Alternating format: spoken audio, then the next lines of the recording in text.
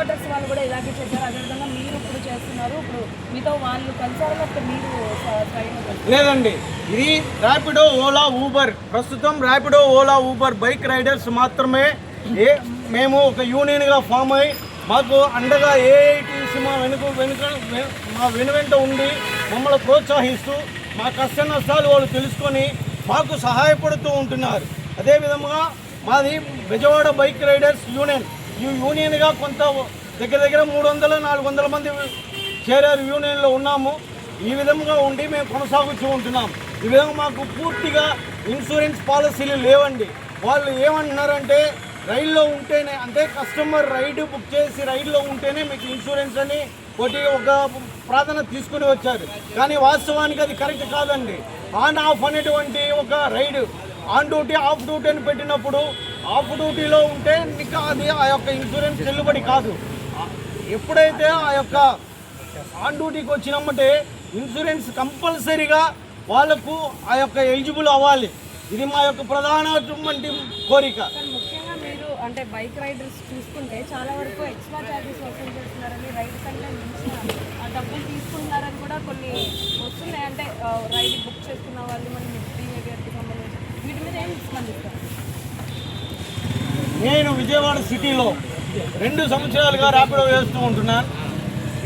ఇంతవరకు విజయవాడ సిటీలో ఎక్కడైనా బైక్ రైడర్స్ వల్ల ఎవరైనా ఈ విధంగా మిస్బిహేవ్ చేశారనేటువంటి చరిత్ర లేదండి.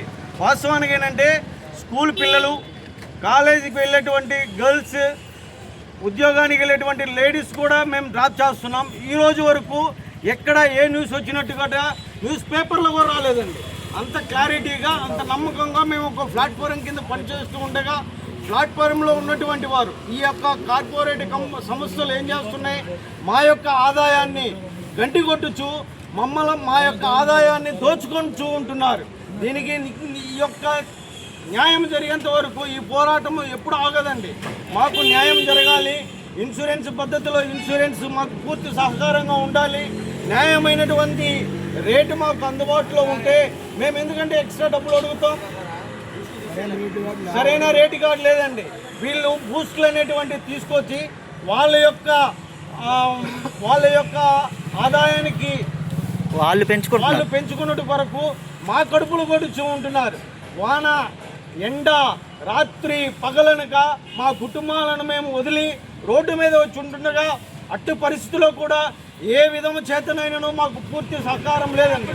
మీరే అంటే ఈ ఓలా, ర్యాపిడో ఇట్లా కాకుండా మీరే బైక్ రైడర్స్ అని ఒక కొత్త యాప్ రిలీజ్ చేసి మీరే సర్వీసెస్ ఇవ్వచ్చు కదా, దాని గురించి ఏం ఆలోచిస్తారు?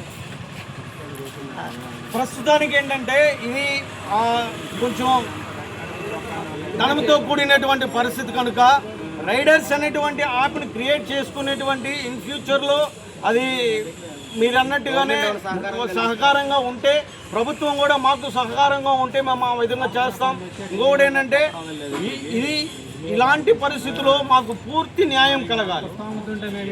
చూసారు కదా ముఖ్యంగా